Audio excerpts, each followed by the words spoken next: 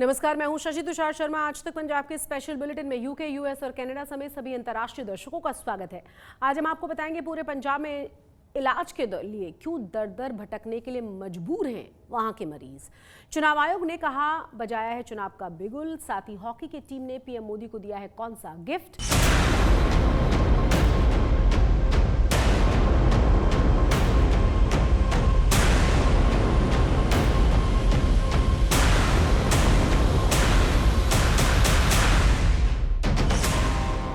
कोलकाता में डॉक्टर के साथ हुई बर्बरता ने पूरे देश को झकझोर दिया है।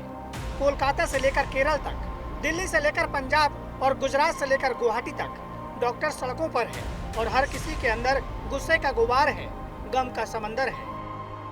मामला हाई प्रोफाइल है, संवेदनशील है, लिहाजा इंसाफ के साथ साथ डॉक्टर सुरक्षा की मांग पर अड़े हैं। जूनियर डॉक्टर से शुरू हुए प्रदर्शन में अब सीनियर डॉक्टर्स भी कंधे से कंधा मिलाकर खड़े हैं और दोषियों को फांसी की सजा देने की मांग कर रहे हैं। अमृतसर के गुरु नानक देव अस्पताल को ही देख लीजिए, जहां doctors no safety no duty के बैनर पोस्टरों के साथ ओपीडी सेवाएं बंद करके प्रदर्शन कर रहे हैं। माएं हैं वो सेफ फील नहीं कर रही। कोई क्यों अपने बच्चे को इस देश में रखेगा। सेंट्रल प्रोटेक्शन एक्ट लेके आना चाहिए एटलीस्ट, जिसमें कोई डॉक्टरों को एक प्रोटेक्शन इंश्योर की जा रही है और साथ एप्ट अमाउंट में सिक्योरिटी मिलनी चाहिए। सिक्योरिटी कैमरास होने चाहिए जिससे डॉक्टर एटलीस्ट सेफ फील करे, लोगों की जो मदद कर रहे हैं, लोगों की सेवा कर रहे हैं उसके लिए। बरनाला के सरकारी अस्पताल में सिर्फ इमरजेंसी सेवाओं को चालू रखा गया है, बाकी सब जगह काउंटर्स पर सूचनाओं को चस्पा कर दिया गया है ताकि ओपीडी सेवाओं के लिए मरीजों को परेशान न होना पड़े। इसके अलावा सभी आम आदमी क्लिनिक के डॉक्टर्स भी हड़ताल पर हैं। स्वास्थ्य मंत्री से मिले आश्वासन के बाद डॉक्टरों का गुस्सा धीरे धीरे शांत हो रहा था, लेकिन 14 अगस्त की रात में आरजी कर अस्पताल में होने वाले उपद्रव के बाद डॉक्टरों का गुस्सा फिर से भड़का है। किसी भी सिक्योरिटी नहीं हैगी और जिस तरह की सज़ा हैगी वो दोबारा होने के चांसेस रहणगे ही, क्योंकि लोगों को लगता अंदर जेल से जाओ, चुप करके खाना खाओ और बाहर निकल आओ। पहला निर्भया केस के भी इदा ही होया सीगा। वो बच्चे को चाइल्ड रिमांड पाया, 3 साल रखिया, चौथे साल खुद ही उत्थे रहना चाहता सीगा क्योंकि फ्री दी रोटी मिल रही सी। ਉਹਨਾਂ ਦੇ ਬਹੁਤ ਹੀ ਮੰਦਭਾਗੀ ਘਟਨਾ ਹੋਈ, ਰੇਪ ਤੋਂ ਬਾਅਦ ਕਤਲ ਕੀਤਾ ਗਿਆ। ਉਸ ਦੇ ਜਿਹੜੇ ਦੋਸ਼ੀਆਂ ਨੂੰ ਸਜ਼ਾ ਦਿਵਾਉਣ ਲਈ ਇਹ ਪ੍ਰੋਟੈਸਟ ਅਸੀਂ ਕਰ ਰਹੇ ਹਾਂ। ਅਸੀਂ ਸਪੋਰਟ ਦੇ ਵਿੱਚ ਕਰ ਰਹੇ ਹਾਂ। ਪੂਰੇ ਆਲ ਇੰਡੀਆ ਦੇ ਡਾਕਟਰਸ ਜਿਹੜੇ ਸਟ੍ਰਾਈਕ ਕਰ ਰਹੇ ਆ, ਉਹਨਾਂ ਦੇ ਨਾਲ ਅੱਜ ਸਾਰੀ ਪੀਸੀਐਮਐਸ ਦੇ ਸਾਰੇ ਆਦਮੀ ਕਲੀਨਿਕ ਦੇ ਡਾਕਟਰਸ ਨੇ ਅਸੀਂ ਸਟ੍ਰਾਈਕ ਰੱਖੀ ਹੋਈ ਅੱਜ ਦੀ। जालंधर के सिविल अस्पताल में भी डॉक्टरों के प्रदर्शन के चलते ओपीडी सेवाएं बंद थी। जिस हॉल में बैठकर मरीज अपने नंबर का इंतजार करते हैं वहां कुर्सियां खाली थी। डॉक्टरों का कहना था कि कई अस्पतालों में महिला डॉक्टर रात में अकेले ड्यूटी पर होती है और अगर अस्पताल में ही डॉक्टर सुरक्षित नहीं होंगे तो कहां होंगे।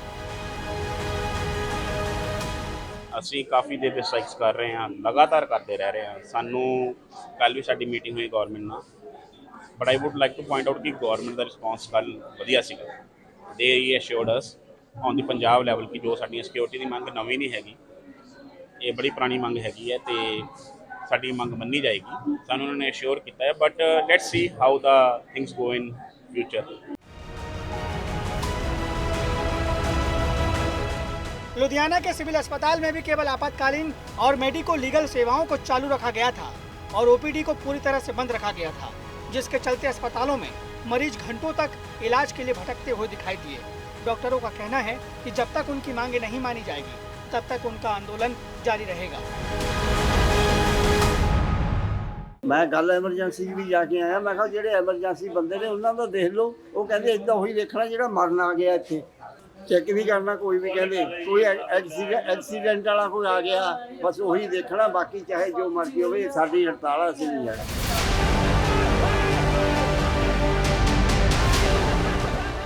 कोलकाता कांड मामले में इंसाफ के लिए संग्राम और सियासत दोनों जोरों पर है और इंसाफ के साथ साथ महिला सुरक्षा का मुद्दा भी इससे जुड़ा हुआ है। लिहाजा फिरोजपुर से लेकर फरीदकोट तक डॉक्टर्स इंसाफ की मांग को लेकर धरना प्रदर्शन करते हुए हड़ताल पर चले गए हैं। प्रदर्शनकारी डॉक्टरों का कहना है कि जब तक पीड़ित परिवार को इंसाफ नहीं मिलता और महिला डॉक्टरों की सुरक्षा को सुनिश्चित नहीं किया जाता, तब तक इसी तरह से ही रोष प्रदर्शन और हड़ताल जारी रहेगी। डॉक्टरों की ये भी मांग है कि केंद्र हो या राज्य, सरकारें इस कानून को लेकर आएं कि दोबारा कोई इस तरह की दरिंदगी करने के बारे में सोच भी ना सके। ਅੱਜ ਜਿਹੜਾ ਵੀ ਅਸੀਂ ਇੱਥੇ ਧਰਨਾ ਲਾਇਆ, ਜੋ ਅਸੀਂ ਇੱਥੇ ਸਾਰੇ ਇਕੱਠੇ ਹੋਏ ਹਾਂ, ਉਹ ਕਲਕੱਤਾ ਦੇ ਵਿੱਚ ਜਿਹੜਾ ਡਾਕਟਰ ਦੇ ਨਾਲ ਰੇਪ ਹੋਇਆ ਹੈ ਉਸ ਦੇ ਵਿਰੋਧ ਵਿੱਚ ਇਕੱਠੇ ਹੋਏ ਹਾਂ। ਤੇ ਜਿਹੜਾ ਉੱਤਰਾਖੰਡ ਦੇ ਵਿੱਚ ਇੱਕ ਸਟਾਫ ਨਰਸ ਦਾ ਬਹੁਤ ਹੀ ਬੁਰੀ ਤਰੀਕੇ ਦੇ ਨਾਲ ਜਿਹੜਾ ਰੇਪ ਕਰਕੇ ਉਹਦਾ ਕਤਲ ਕਰ ਦਿੱਤਾ ਗਿਆ। ਪਹਿਲਾਂ ਉਹਦਾ ਰੇਪ ਕੀਤਾ ਗਿਆ, ਫਿਰ ਉਹਦੀ ਜਿਹੜੀ ਪਹਿਚਾਣ ਹੈ ਉਹਨੂੰ ਮਿਟਾਉਣ ਦੀ ਕੋਸ਼ਿਸ਼ ਕੀਤੀ ਗਈ। ਅੱਜ ਅਸੀਂ ਉਸ ਦੇ ਵਿਰੋਧ ਦੇ ਵਿੱਚ ਅੱਜ ਅਸੀਂ ਇੱਥੇ ਇਕੱਠੇ ਹੋਏ ਹਾਂ ਤੇ ਅਸੀਂ ਸਰਕਾਰ ਕੋਲੋਂ ਇਹ ਮੰਗ ਕਰਦੇ ਹਾਂ ਕਿ ਜਿਹੜੀ ਸਿਕਿਉਰਿਟੀ ਹੈ ਉਹ ਫੀਮੇਲ ਦੇ ਪ੍ਰਤੀ ਉਹ ਵੱਧ ਤੋਂ ਵੱਧ ਵਧਾਈ ਜਾਵੇ ਤਾਂ ਕਿ ਅਸੀਂ ਸਿਕਿਉਰ ਫੀਲ ਕਰ ਸਕੀਏ, ਆਪਣੀਆਂ ਨੌਕਰੀਆਂ ਕਰ ਸਕੀਏ, ਘਰਾਂ ਚੋਂ ਬਾਹਰ ਨਿਕਲ ਸਕੀਏ। ਘਟਨਾ ਮੈਂ ਤਾਂ ਕਹਿ ਸਕਦੀ ਹਾਂ ਕਿ no crime can be more heinous than this and no punishment can be enough for those hooligans who have done this।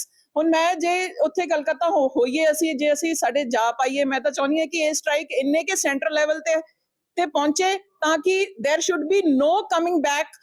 Hospital ਜਿਹੜਾ ਜਿਸ 'ਚ ਇਹ ਹੋਇਆ ਐਡਮਿਨਿਸਟ੍ਰੇਸ਼ਨ ਨੂੰ ਸੇਵ ਕੀਤਾ ਜਾ ਰਿਹਾ। ਤੁਸੀਂ ਦੇਖੋ ਪੂਰੀ ਇੱਕ ਪੋਲੀਟੀਕਲ ਇਸ਼ੂ ਬਣ ਚੁੱਕਿਆ ਹੈ। ਇੰਨਾ ਸਾਡੇ ਕਹੇ ਤਾਂ ਇੱਕ ਮਰੀਜ਼ ਨਹੀਂ ਸਾਡੇ ਨਾਲ ਚੱਲਦਾ, ਇੱਕ ਪੋਲੀਟੀਕਲ ਬੰਦਾ ਨਹੀਂ ਨਾਲ ਚੱਲਦਾ ਤੇ ਇੰਨਾ ਮੌਬ ਉੱਥੇ ਆ ਕੇ ਸਾਰਾ ਐਵੀਡੈਂਸ ਸ਼ਰੇਆਮ ਡਿਸਟਰੋਏ ਕਰ ਰਿਹਾ। ਇਹ ਸ਼ਰੇਆਮ ਗੁੰਡਾਗਰਦੀ ਹੈ, ਸ਼ਰੇਆਮ ਗੁੰਡਾਗਰਦੀ ਹੈ। ਇਸ ਗੁੰਡਾਗਰਦੀ ਦੀ ਮਤਲਬ ਹੱਦ ਪਾਰ ਕਰ ਚੁੱਕਿਆ ਹੈ ਕਲਕੱਤਾ ਇਸ वक्त। जूनियर डॉक्टरों की हड़ताल का इंडियन मेडिकल एसोसिएशन ने भी समर्थन किया है और उनके समर्थन में कल सुबह से 24 घंटे तक काम बंद करने का फैसला किया है। डॉक्टर बिटिया के लिए इंसाफ की ये लड़ाई ऐसे मोड़ पर आ पहुंची है जहां से इसे मुकाम तक पहुंचाना बेहद जरूरी है। बरनाला से आशीष शर्मा, फिरोजपुर से अक्षय गहलोत्रा और फरीदकोट से प्रेम पासी के साथ आज तक ब्यूरो। कोलकाता के आरजीकर मेडिकल कॉलेज में महिला डॉक्टर की दुष्कर्म के बाद हत्या के बाद चंडीगढ़ में डॉक्टर्स का प्रदर्शन लगातार जारी है। चंडीगढ़ पीजीआई में 5वें दिन करीब 1500 रेजिडेंट डॉक्टर्स ने पीजीआई कैंपस में कैरो ब्लॉक के पास नारेबाजी की है, विरोध प्रदर्शन किया है और न्याय की मांग की गई है। डॉक्टर्स का कहना है कि जब तक परिवार को न्याय नहीं मिल जाता उनका विरोध प्रदर्शन ऐसे ही जारी रहेगा। आपको बता दें कि प्रदर्शन के दौरान बड़ी संख्या में यहाँ पर तमाम डॉक्टर्स इकट्ठा हुए और अपनी मांगों को सरकार के सामने रखा। चंडीगढ़ में पीजीआई डॉक्टर्स बारिश के बावजूद भी सड़कों पर है और ये आप देखिए कि सीधे तौर से मांग है कि जस्टिस होना चाहिए जो पूरा इंसिडेंट हुआ है और डॉक्टर्स जो फ्रेटर्निटी है उनकी ओर से ये रोष प्रदर्शन है। चंडीगढ़ के पीजीआई के ये रेजिडेंट डॉक्टर्स हैं, पीजी डॉक्टर्स जो गेट नंबर 1 से गेट नंबर 2 तक पैदल मार्च कर बारिश में भी प्रदर्शन कर रहे हैं। क्या मांग क्या? अब तो सीबीआई भी इसमें दखल अंदाजी के बाद इन्वेस्टिगेशन कर रही है। आपकी किस तरीके की मांग है और खासकर पीजीआई कैसे रिलेट करता है इससे? हमारे आरजीकर मेडिकल कॉलेज के जो छात्र हैं उनके ऊपर कैसे अटैक हुआ है, रात को वायलेंस हुआ है, मॉब अटैक हुआ है, तो ऐसा at the time of peaceful protest भी हो रहा है। तो आप देख सकते हैं कि इस प्रोटेक्शन एक्ट की कितनी ज़्यादा ज़रूरत है हम लोगों को। और यहाँ पर किस तरीके का, क्योंकि यहाँ पर भी डॉक्टर्स हैं, फीमेल डॉक्टर्स भी हैं, यंग डॉक्टर्स भी हैं जो नए आए हैं, तो उनके लिए कैसा एटमॉस्फेयर है पीजीआई में? क्या उनकी सेफ्टी सिक्योरिटी सही है, यहाँ पर सुचारू है? As compared to state medical college, PGI is the safer place for resident doctors. यहाँ पर जो सिक्योरिटी है वो काफ़ी अच्छी है। We want safety and security in all the state medical college also. आपकी क्या डिमांड है अभी? किस तरीके का जस्टिस होना चाहिए? हम ये चाहते हैं कि सीबीआई, अच्छी बात है कि सीबीआई को केस ट्रांसफर हो गया, बट हम चाहते हैं कि सीबीआई अपनी investigation minimum amount of time में वो कंप्लीट करे ताकि जो मुजरिम है उनको पकड़ा जा सके और जो हमारे जो विक्टिम है उनको इंसाफ मिल सके। आज चुनाव आयोग ने जम्मू कश्मीर और हरियाणा विधानसभा चुनावों की तारीखों का ऐलान कर दिया है। जम्मू कश्मीर में 3 चरणों में चुनाव होने हैं, जबकि हरियाणा में 90 सीटों पर एक ही चरण में चुनाव हो जाएगा। लोकसभा चुनावों के नतीजे आने के बाद से ये पहला मौका है जब बीजेपी और कांग्रेस चुनावी अखाड़े में एक बार फिर से आमने सामने होंगे। हरियाणा का चुनाव बीजेपी और कांग्रेस के लिए बड़ा और कड़ा इम्तिहान क्यों है, आपको बताते हैं इस रिपोर्ट के साथ। चुनाव आयोग ने हरियाणा विधानसभा चुनाव की तारीख का ऐलान कर दिया। विधानसभा की 90 सीटों पर अब 1 अक्टूबर को वोटिंग होगी और 4 अक्टूबर को काउंटिंग, यानी 4 अक्टूबर को ही तय हो जाएगा कि हरियाणा के चुनावी रण में कौन जीता और कौन हारा। Haryana would be in the last phase, exactly coinciding with the third phase of J&K. Nomination being on 5th of September, last date of making nomination on 12th of September, date of poll 1st October, and date of counting coinciding with J&K on 4th of October everything to be over on 6th of October. चुनाव में अपनी प्रदर्शन को लेकर सभी पार्टियों के अपने अपने दावे हैं, लेकिन चुनावी अखाड़े में मुख्य रूप से दो बड़े प्लेयर हैं। वैसे हरियाणा के चुनाव में ताल ठोंकने वाली पार्टियों में बीजेपी है, कांग्रेस है, इंडियन नेशनल लोकदल और बीएसपी का गठबंधन है, आम आदमी पार्टी और जेजेपी है। बड़ी बात यह है कि इंडिया गठबंधन के झंडे तले दिल्ली में आम आदमी पार्टी और कांग्रेस का गठबंधन है, लेकिन हरियाणा में दोनों पार्टियां अलग अलग चुनाव लड़ेंगी। किस तरह से देखते हैं एक चरण में चुनाव होगा? हाँ, चुनाव है, कांग्रेस पार्टी तैयार है, अध्यक्ष जी हमारे वो हैं, पूरी एप्लीकेशन भी मांग ली उम्मीदवारों की, सब शॉर्टलिस्ट हो गया। अब स्क्रीनिंग कमेटी की मीटिंग होगी, उम्मीदवारों का चयन होगा और जहां तक हरियाणा के लोगों का वो तैयार हैं। 36 बरादरी फैसला कर चुके हैं कि आने वाली सरकार कांग्रेस पार्टी की सरकार। 10 साल आप लोग बाहर रहे हैं, इस बार क्या तैयारी है और खासतौर से नायब सिंह सैनी एक नया चेहरा है। मैं स्वागत करता हूं इस चुनाव की घोषणा का और निश्चित रूप से हमारा कार्यकर्ता चुनाव लड़ने के लिए अपने बहुत पहले से तैयारी कर रहा है और इसमें निश्चित रूप से जैसे केंद्र में नरेंद्र मोदी जी के नेतृत्व में तीसरी बार सरकार बनी है, इसी प्रकार हरियाणा में भी भारतीय जनता पार्टी की तीसरी बार सरकार बनेगी और निश्चित रूप से हम जनता को जो सहूलतें पिछले 10 साल से दे रहे हैं उन सहूलतों को आगे बढ़ाएंगे। हरियाणा की जनता ने सारी राजनीतिक दलों को बार बार मौका दिया है, कोई भी ऐसी पार्टी नहीं है जो ये कहे कि उनको मौका नहीं मिला है, लेकिन जनता को क्या मिला? सिर्फ धोखा। इस बार हरियाणा की जनता इनके सारे कारनामों पर पानी फेरते हुए बदलाव के लिए अरविंद केजरीवाल जी को वोट देगी और अरविंद केजरीवाल जी की पार्टी आम आदमी पार्टी इस बार बहुत सारी सीटें जीतेगी। कांग्रेस का दावा है कि विधानसभा चुनाव में बीजेपी की हार तय है। कांग्रेस के दावे के पीछे लोकसभा में उनका प्रदर्शन है। दरअसल हरियाणा में 2019 के चुनाव में कांग्रेस एक भी सीट नहीं जीत पाई थी, लेकिन 2024 में 5 सीटों तक पहुंच गई, जहां 2019 के 28.51% वोट से बढ़कर कांग्रेस का वोट शेयर 43.67% तक पहुंच गया। यानी कांग्रेस ने सीटों के साथ अपना वोट शेयर भी बढ़ाने में कामयाबी हासिल की। सरल शब्दों में समझें तो लोकसभा चुनाव के नतीजे 50-50 रहे, यानी विधानसभा चुनाव की राह बीजेपी के लिए आसान नहीं होगी। हालांकि चुनाव की तारीखों के ऐलान से ठीक पहले मुख्यमंत्री नायब सिंह सैनी ने किसानों को खुश करने के लिए कई योजनाओं का ऐलान किया। और पिछले दिनों हमारी सरकार ने, कैबिनेट ने ये फैसला लिया था कि हम किसानों को 2000 रुपये प्रति एकड़ के हिसाब से उनको बोनस के रूप में देंगे और आज पहली किस्त हमने जारी की है।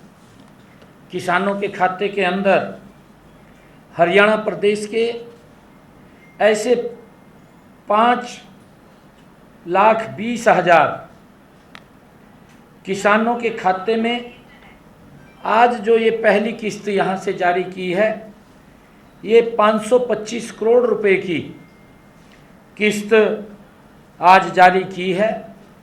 इसकी प्रक्रिया वो शुरू कर दी है। धीरे धीरे करके 1-2 दिन में ये सारा पैसा किसानों के खाते में ये पहुंच जाएगा। हरियाणा विधानसभा चुनाव में 3 बड़े मुद्दे हैं जिन्हें लेकर कांग्रेस हमलावर है और बीजेपी बैकफुट पर। पहला मुद्दा एमएसपी पर किसानों की नाराजगी, दूसरा मुद्दा अग्निवीर योजना को लेकर नाराजगी, तीसरा मुद्दा महिला पहलवान के यौन शोषण का केस। भले ही तीनों कृषि कानून रद्द हो चुके हैं, लेकिन हरियाणा और पंजाब में अभी भी एमएसपी की मांग को लेकर किसान आंदोलन कर रहे हैं। हरियाणा पंजाब बॉर्डर पर कई महीनों से किसान बैठे हुए हैं। कुछ दिन पहले ही संसद में किसानों के एक गुट ने राहुल गांधी से मुलाकात की थी। राहुल ने किसानों को एमएसपी पर कानूनी गारंटी दिलाने का वादा किया था। जो अन्नदाता है, जो सरकार से सिर्फ एक चीज मांग रहा है, लीगल गारंटीड एमएसपी। हमें लगता था कि ये कोई बड़ा काम नहीं है सर, ये इतना बड़ा काम नहीं है। हमें लगता था कि अगर सरकार बजट में इसका प्रोविजन कर देती, अगर बजट में इसका प्रोविजन कर देती तो जो हमारे किसान हैं जो चक्रव्यूह में, आपके चक्रव्यूह में फंसे हैं, वो निकल पाते। ये हमारी थिंकिंग थी। मगर मगर आपने नहीं किया, तो मैं यहाँ इंडिया गठबंधन के तरफ से गारंटी देता हूं कि हम ये काम करके दिखा देंगे। विधानसभा चुनावों में भी किसानों का मुद्दा छाया रहेगा, तो दूसरी तरफ बीजेपी अपनी सोशल इंजीनियरिंग के जरिए विपक्ष के नैरेटिव का काउंटर करेगी। जातीय समीकरण साधने के लिए बीजेपी ने मनोहर लाल को हटाकर नायब सिंह सैनी को मुख्यमंत्री बनाया। प्रदेश अध्यक्ष की कुर्सी पर ब्राह्मण चेहरे को बिठाया और तो और जाट वोट में सेंधमारी करने के लिए कांग्रेस की बागी और हरियाणा के पूर्व सीएम बंसीलाल की बहू किरण चौधरी को पार्टी में शामिल करवाया गया। कि अब कांग्रेस पार्टी के जो नेतृत्व है हरियाणा के अंदर, वो केवल अपना जो है निजी स्वार्थ साधने के लिए सब वो काम करते हैं जो पार्टी को जिससे नुकसान हो कांग्रेस को। मैं और मेरे की नीति पर कोई बड़ा आदमी जो है, जो कांग्रेस का जो है जितना भी सीनियर लीडरशिप थी उसको खत्म करने का काम इन्होंने करा है। अब सवाल यही है कि क्या किरण चौधरी की एंट्री से बीजेपी जाट समाज की नाराजगी को दूर कर पाएगी, क्योंकि हरियाणा में बीजेपी का पूरा फोकस गैर जाट वोटरों पर है। लोकसभा चुनाव के नतीजे बताते हैं जाट समाज का झुकाव कांग्रेस की तरफ रहा। ऐसे में जेजेपी से अलग होने के बाद बीजेपी के लिए विधानसभा चुनाव की राह आसान नहीं होगी। वहीं दूसरी तरफ कांग्रेस को विधानसभा चुनाव में दो चुनौतियों से निपटना है। पहली चुनौती बीजेपी से निपटना, दूसरी चुनौती पार्टी के अंदर नेताओं के बीच जारी वर्चस्व की जंग। दरअसल कांग्रेस के अंदर दो गुटों के बीच संघर्ष चल रहा है। एक गुट भूपेंद्र सिंह हुड्डा का है और दूसरा गुट सिरसा के सांसद कुमारी शैलजा का। बीते दिनों दिल्ली में हुई बैठक के दौरान पार्टी नेताओं के बीच तू मैं तक हुई थी। अब देखना यही होगा कि चुनाव के दौरान कांग्रेस अपने घरेलू झगड़े से निपटने के लिए क्या रणनीति अपनाती है। आज तक ब्यूरो। हरियाणा में चुनावी बिगुल बजने के साथ ही आम आदमी पार्टी एक्शन में आ चुकी है और इसी बीच पंजाब के सीएम भगवंत मान जमानत पर रिहा हुए दिल्ली के पूर्व सीएम मनीष सिसोदिया से मिलने के लिए पहुंचे। सीएम मान ने दिल्ली में मनीष सिसोदिया से उनके आवास पर मुलाकात की है। इस दौरान मनीष सिसोदिया ने सीएम मान को फूलों का गुलदस्ता देकर उनका स्वागत किया। 17 महीनों की लंबी लड़ाई के बाद मनीष सिसोदिया बाहर आए हैं। प्रधानमंत्री मोदी लगातार खिलाड़ियों और वैज्ञानिकों का हौसला बढ़ाते रहते हैं। एक दिन पहले प्रधानमंत्री मोदी ने पेरिस ओलंपिक में भारत का नाम रोशन करने वाले खिलाड़ियों के साथ मुलाकात की थी। पीएम ने खिलाड़ियों का खूब उत्साह बढ़ाया था। ओलंपिक खिलाड़ियों ने पीएम नरेंद्र मोदी को कई गिफ्ट्स भी दिए थे।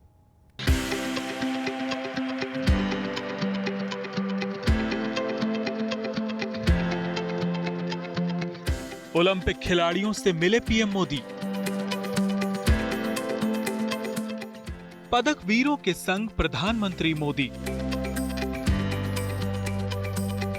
शूटर मनु भाकर ने पीएम को दिखाई मेडल वाली पिस्टल। पीआर श्रीजेश ने सौंपी जर्सी। ये गर्व करने वाला लम्हा है। ये एहसास अनमोल है। जब देश का मान बढ़ाने वाले खिलाड़ियों से देश के प्रधान ने मुलाकात की तो माहौल खुशनुमा हो गया। एक एक तस्वीर को गौर से देखिए। हर तस्वीर अपने आप में खूबसूरत कहानी बयां कर रही है।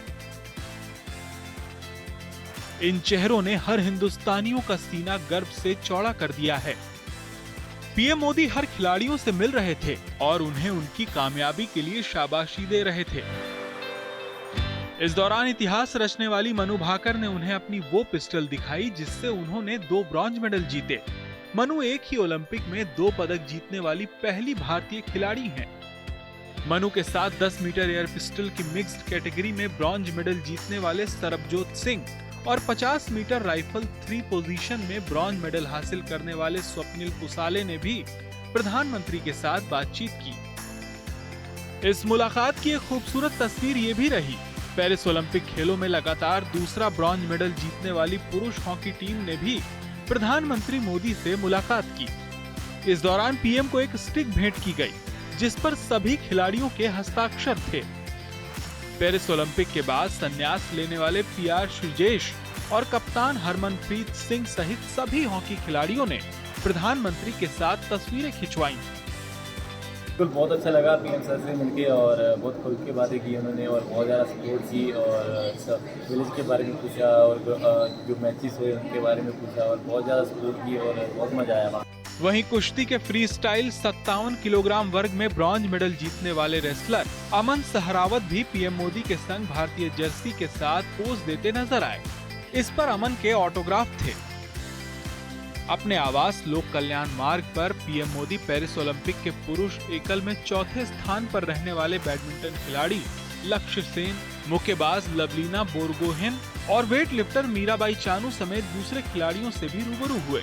इस ओलंपिक में भारत ने 1 सिल्वर और 5 ब्रॉन्ज मेडल सहित कुल 6 पदक जीते थे। Bureau report, good news today. आज तक पंजाब में आज के लिए बस इतना ही, लेकिन देश और दुनिया की तमाम बड़ी और अहम खबरों के लिए आप देखते रहिए आज तक। आज तक पंजाब में आज के लिए बस इतना ही, लेकिन देश और दुनिया की तमाम बड़ी और अहम खबरों के लिए आप देखते रहिए आज तक।